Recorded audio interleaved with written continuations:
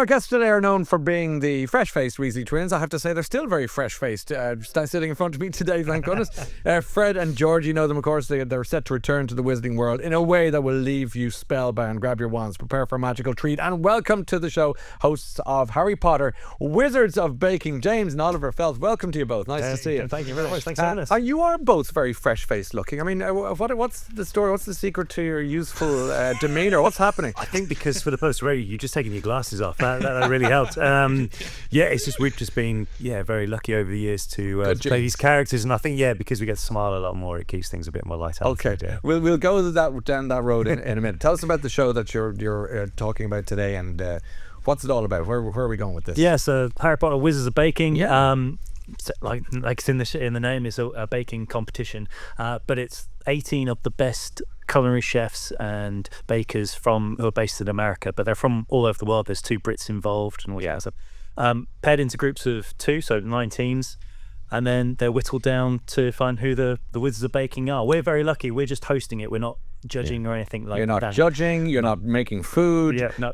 Which is good for all concerned, I think, with that regard. But if no one dies in the end. There's no salmonella going around on this one. Yeah. But there's the 2 judges, Carl Hall and Joseph Youssef. They're excellent at explaining what the taste is. Yeah. So obviously the bakes look fantastic, but also the judges are great at explaining to the viewer what it tastes like as well. And what's the wizardry in it in terms of the set and where you're filming it? Now, tell us a bit about that. Yeah, so the cool thing about it was that we got to go back to film on the sets of Harry Potter, which was so each episode is based around a set on the studios. So it's not a studio tour at Universal.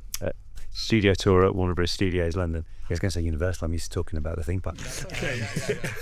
But no, so it's Warner Bros. Studio London, and they've got the studio tour, which is still like 7,500 people a day come through that. So we had to film at night. Yeah. To film on these sets. So which of the sets are you talking about? Well, there's the Great Hall, the platform 9 3/4, Dumbledore's office, the Forbidden Forest, Diagon Alley, there's Gringotts, all these iconic sets. That's just very exciting. I mean, it was such a clever idea. Yeah. And also they built a kitchen for everybody to bake in. Yeah.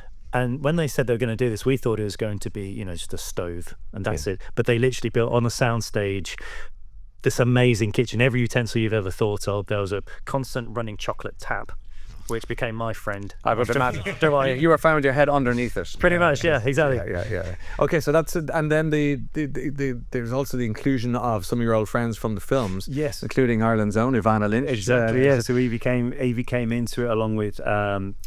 Warwick Davis came in as well. Bonnie Wright came in as well on 2 episodes. So you get to see, fellow Hogwarts alumni going in there. But it was nice to see their interpretation of it as well. Of course, when you got involved in the Harry Potter world, you what happened? You skipped school. Yeah. Were you allowed? Was there a tacit agreement from your folks? They drove us. Yeah. They drove you. They were all involved. It was the time. It was like.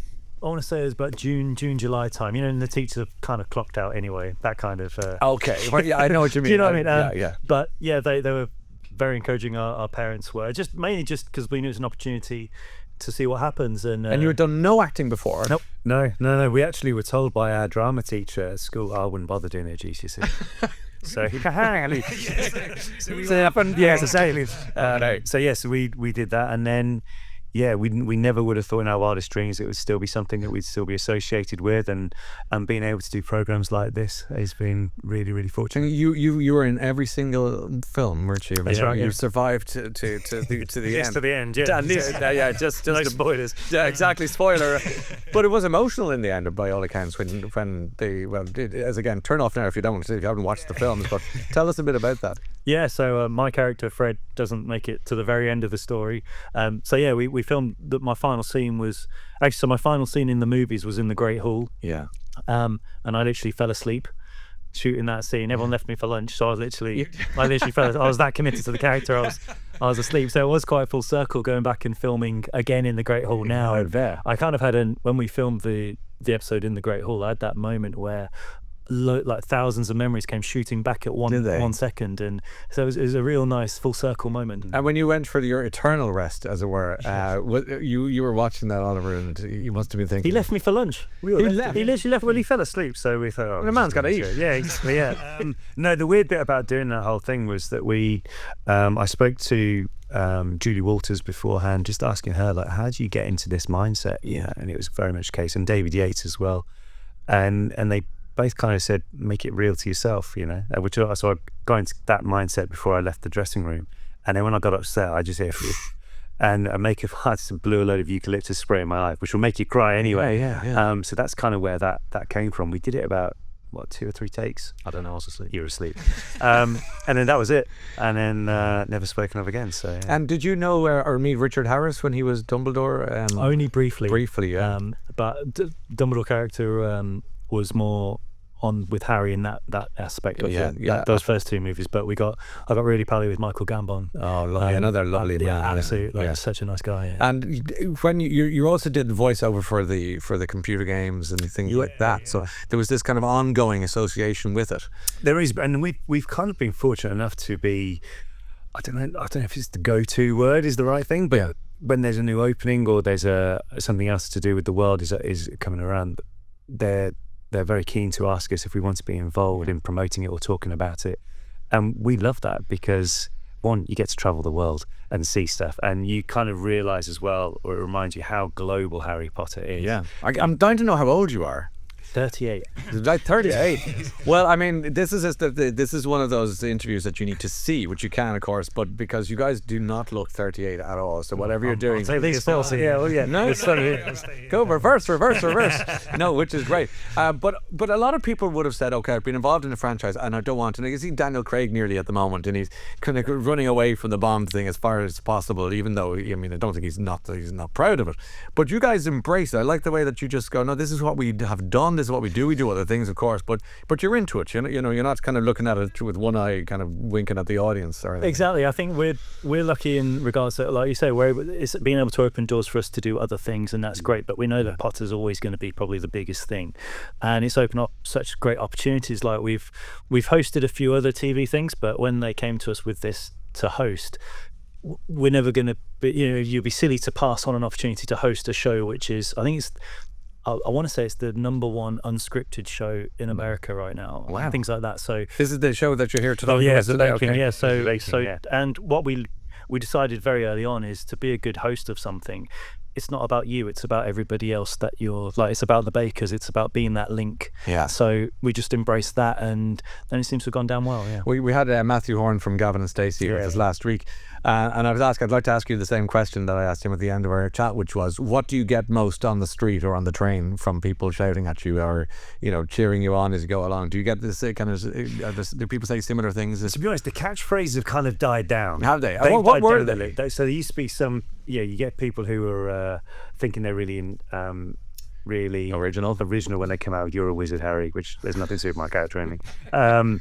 Or mischief managed was something what people used to say, which is a line what our characters did. But now most of the time it's just, you're right, oh, Weasley, Weasley, where's the hair colour? Because we dyed our hair ginger for all those years. How was that for you, by the way, being ginger for so long? Were you okay? Experience going back to school with flaming ginger hair. And I always appreciate when someone gets their roots done. I always make a point of saying that looks nice, because I sat through that process 3 times a month, having 3 hours in the hair and makeup chair. But so yeah, if you have seen anyone having their hair done, always say that looks good. Or even worse, if you go and meet it with your friends down the pub or something, and I remember we'd go back and say we'd gone from ginger, which we would have been for 3 or 4 years, and then we'd stop for a little bit, back to our natural hair colour of brown, and no one would mention it.